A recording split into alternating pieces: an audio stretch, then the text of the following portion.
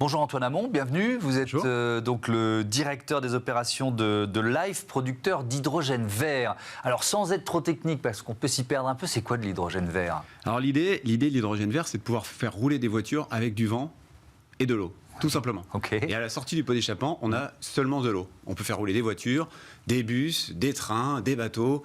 Certains parlent d'avions et simplement avec du vent et de l'eau. Et comment on fait ça? Sauf que l'hydrogène, il faut de l'électricité pour le produire, si j'ai bien compris. Donc la source d'électricité est importante. Exactement. Donc en fait, pour faire de l'hydrogène, il faut de l'électricité. En fait, l'hydrogène est dans l'eau. Dans l'eau, on a H2O. Et donc, pour séparer l'oxygène et l'hydrogène, on a besoin d'électricité. Si on prend de l'électricité renouvelable, on a de l'hydrogène fait à partir de vent ou de soleil. Et donc, si on casse la molécule d'eau avec ça, on a de l'hydrogène renouvelable, vert, et on produit uniquement de l'oxygène. À comparer avec ce qu'on fait aujourd'hui, donc les énergies fossiles qu'on va importer de loin, ou alors de l'hydrogène qu'on appelle gris, qui lui, en fait, est fait à partir de méthane. Donc dans le méthane, c'est une chaîne, c'est finalement des énergies fossiles sous forme de gaz, et on émet énormément de CO2. Donc nous, quand on produit 1 kg d'hydrogène vert renouvelable, on émet 8 kg d'oxygène, et là, en comparaison, 1 kg d'hydrogène gris, c'est 10 kg de CO2 par kilo d'hydrogène.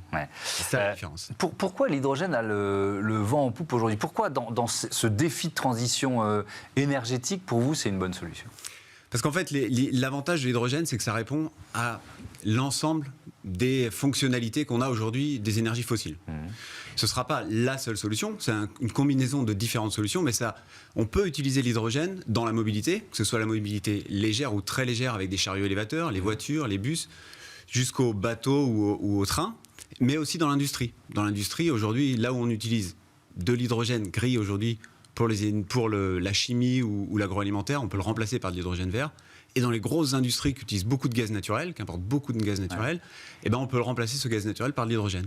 D'où l'intérêt, pour décarboner toute cette industrie, de passer à l'hydrogène. Mais pourquoi, alors si on parle de mobilité, pourquoi on commence par les mobilités lourdes? Pourquoi on était au mondial de l'auto il y a quelques jours et on voit qu'ils misent plutôt sur les utilitaires, les bus, les camions pour l'hydrogène. Pourquoi? Alors même si on voit, moi j'en ai pris rouler aussi des taxis à l'hydrogène dans Paris, mais pourquoi pour l'instant on a le sentiment que l'industrie se tourne vers les mobilités lourdes? Pour démarrer, c'est comme toute transition. Pour démarrer, il faut choisir un vecteur. Il faut installer un réseau. Et pour installer le réseau, ou pour développer une gamme de véhicules, il faut choisir ceux sur lesquels on se développe le plus rapidement. Et l'avantage de l'hydrogène, c'est que c'est très léger comparé à une batterie. Donc quand on a un véhicule qui a besoin de beaucoup de puissance, il lui faudrait une énorme batterie qui serait très lourde. Et donc l'hydrogène a l'avantage d'être léger et de faire des pleins rapidement. Donc dans l'usage de la mobilité lourde, on est sur quelque chose qui répond à 100% aux usages. Néanmoins, sur la mobilité légère, ou même les véhicules utilitaires légers, qui sont en train de se développer, qui vont sortir dans l'année prochaine ou l'année suivante, on va pouvoir rouler en ville uniquement en rejetant de l'eau. Et ça, avec une logistique qui est équivalente à ce qu'on a l'habitude d'avoir aujourd'hui avec des stations-service classiques. Oui, c'est ça. Et avec une rapidité pour faire le plein, etc. etc. Ça, c'est important. Exactement. Vous en êtes tout de votre développement? On va parler il y a des projets terrestres et des projets maritimes. On commence par les projets terrestres. Vous en êtes Alors aujourd'hui, on a une usine qui tourne. C'est la première usine qui livre de l'hydrogène vert renouvelable. Elle est en Vendée, en face de Noirmoutier. Et là, on est en capacité de produire jusqu'à 1 tonne d'hydrogène par jour. Donc, pour faire un petit parallèle, 1 kg d'hydrogène, ça nous permet de faire 100 km. Donc ça fait quand même une capacité de production qui est assez importante, même si c'est qu'une goutte d'eau aujourd'hui dans la transformation qu'on doit faire. Ça, c'est la première étape. Ensuite, on est en train de développer partout en Europe des sites de production équivalents ou plus gros, qui vont de cette taille d'1 tonne par jour à des sites qui sont 100 fois plus gros ou 200 fois plus gros. J'ai vu Danemark, Allemagne, Suède, Pays-Bas, c'est ça? C'est ça. Aujourd'hui, on est dans 11 pays. Tous ces projets sont engagés déjà. Exactement. On est dans 11 pays en Europe.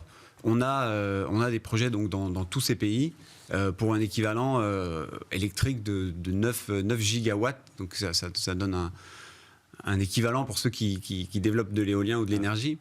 Et donc, c'est des projets qui sont concrets. C'est des projets qui vont sortir de terre graduellement entre maintenant et 2025-26. Et puis alors, je vous avoue humblement, je ne savais pas que ça se faisait, il y a de l'hydrogène offshore, produit en mer. Alors, c'est quoi l'idée, là? Alors, l'idée, elle est de dire, Là où on a besoin d'énergie renouvelable et d'eau.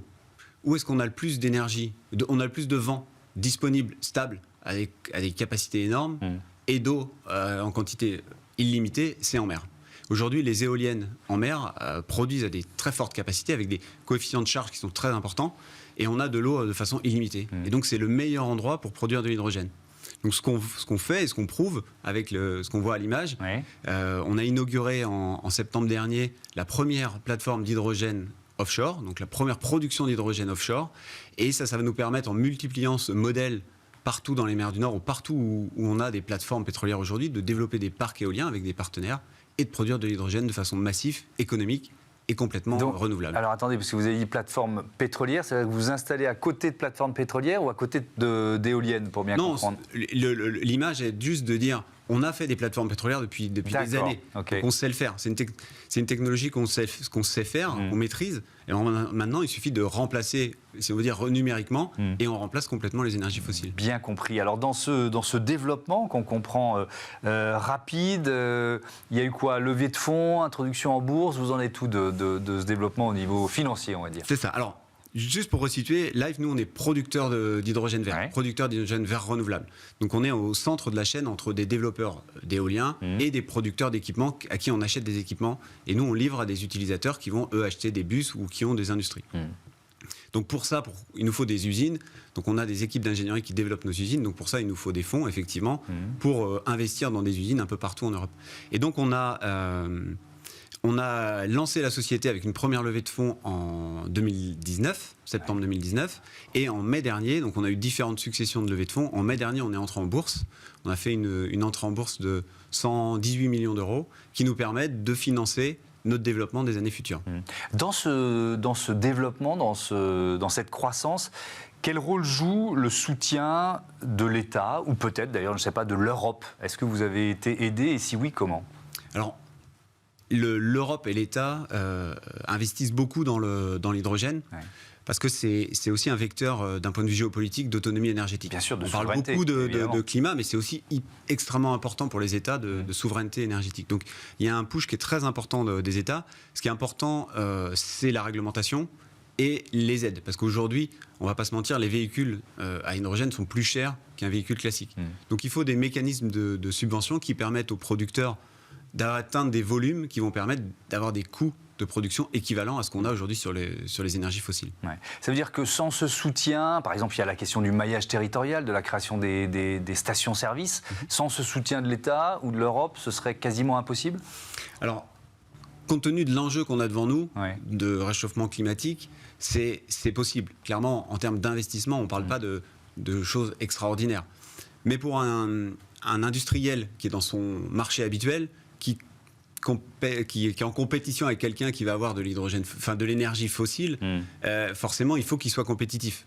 Donc pour lui, il faut que le véhicule puisse être aidé pour arriver à un taux de marge équivalent à ses concurrents. Parce qu'aujourd'hui, vos clients sont principalement des grandes entreprises, des grands groupes. On n'est pas encore arrivé au maillage des PME, des TPE qui pourraient vouloir se mettre à l'hydrogène. Finalement, aujourd'hui, l'avantage de l'hydrogène, c'est que ça attaque, c'est utile pour tout le monde. Donc ça va des collectivités qui vont remplacer, donc là nous on livre à La Roche-sur-Yon en Vendée, où les bus, les camions poubelles, les camions de la collectivité vont être petit à petit renouvelés par des véhicules à hydrogène. Donc ça marche tout de suite. On alimente par exemple un centre logistique qui alimente des supermarchés avec des chariots élévateurs à hydrogène, et donc qui aujourd'hui livre autour de Nantes tous les supermarchés avec des chariots à hydrogène. On alimente d'autres stations dans lesquelles il y a des véhicules particuliers qui vont s'alimenter. Donc c'est vraiment tout le monde. Oui, mais je suis patron de TPE, j'ai, je sais pas, 3 véhicules, j'hésite à les faire passer à l'hydrogène parce que je me dis, j'ai pas les stations, vous voyez ce que je veux dire? Exactement. Donc c'est l'idée pour nous, c'est de créer des écosystèmes, et donc là, de mailler le territoire français et européen globalement, avec des écosystèmes dans lesquels nous, on amène la production, et des partenaires amènent les stations de distribution. C'est en cours. En Vendée, pour l'instant, il y a une station à La Roche-sur-Yon. Là, tous les industriels autour de La Roche-sur-Yon, petit à petit, achètent des véhicules à hydrogène. Et c'est vraiment le modèle qu'on souhaite développer. On va le faire partout en France. Merci Antoine Hamon, bon vent, c'est le cas de le dire, hein, à Life. On passe à notre débat autour de la notion de bien commun.